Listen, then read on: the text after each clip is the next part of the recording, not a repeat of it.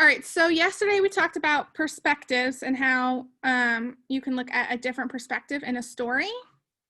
So today I want to talk about confronting stereotypes while we're reading, because some of our books have stereotypes in them that we need to be able to identify and confront them. So recently we've been thinking about how the character of Stone Fox is one whose voice is never heard in the story. You've been imagining what Stone Fox might think and say in some parts of the story. But the thing is, we can only imagine what his perspective might be. There isn't enough information in the story to help us have a better grasp of this, and still the bits of information we do have can lead us to make judgments about Stone Fox. So today I want to teach you that as readers, it's important to think deeply about the ways an author might stereotype characters. That means he or she describes some characters in ways that contribute to judging some groups of people in ways that are harmful and unfair. All right, so can I be honest with you guys for a second? Yeah. All right, so I have been feeling uncomfortable about the character Stone Fox. I have a few questions about the way the author portrays this character. But the author isn't here in our Zoom with us for me to ask the questions that I have. So I was thinking rereading parts of the story and talking about some of these parts that make me uneasy would help. All right, so will you guys work with me to try and work through this? Will you guys work with me today to do that? Yeah? Niley, make sure I stay open. Thank you. All right, so I'm going to review two parts of the story that we've already read and discussed. I'm going to think deeply about the information I'm learning about Stone Fox. Then I'm going to try and figure out what this information means to me about this character. So can we try this together? You guys ready to try this together? Awesome. Are you still there? All right, so let me go ahead and reread this part of Stone Fox. So the man was an Indian, dressed in furs and leather with moccasins that came all the way up to his knees. His skin was dark, his hair was dark, and he wore a dark-colored headband. His eyes sparkled in the sunlight, but the rest of his face was as hard as stone. His face was solid granite, but his eyes were alive and cunning. So that's the end of that section that I'll read aloud. So I'm supposed to be thinking about things I'm learning about Stone Fox from this story. So the author calls him an Indian, and I'm not sure that's right. What do I know about this? I'm going to think, what do I know about this? I'm pretty sure, Oscar, you want to go ahead?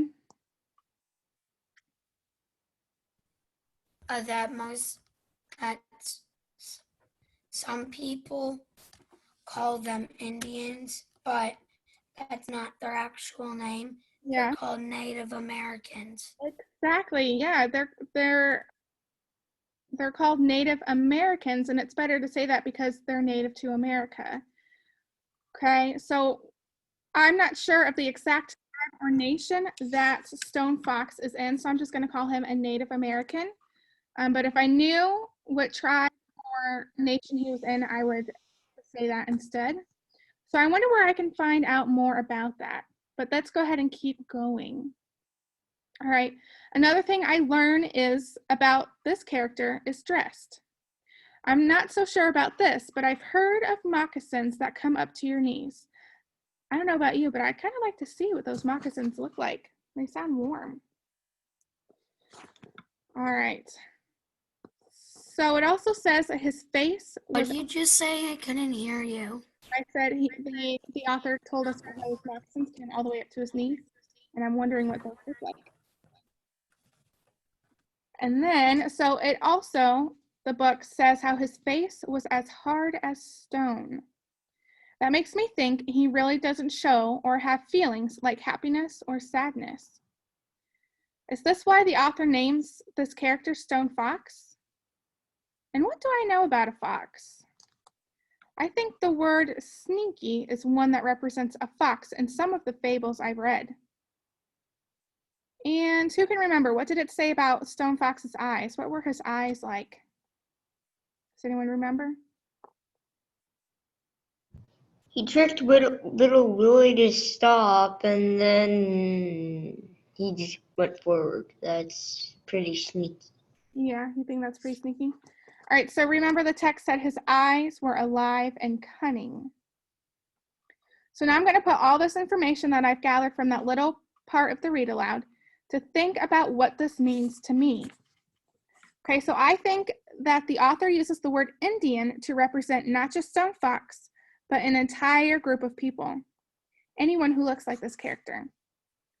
Also, the way the author describes Stone Fox in the story is as someone who doesn't show or have emotions, but who is cold, hard, and cunning. Not like Little Willie and the other characters.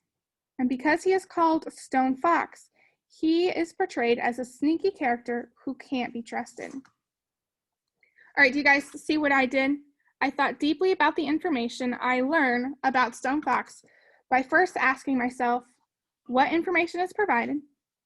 Then I ask, what does this information mean to me? And finally, I ask, what might this lead me to believe about an entire group of people, or how might this contribute to stereotypes?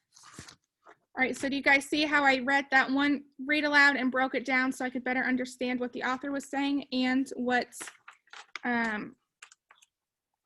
he was trying to tell me about the character? Does that make sense?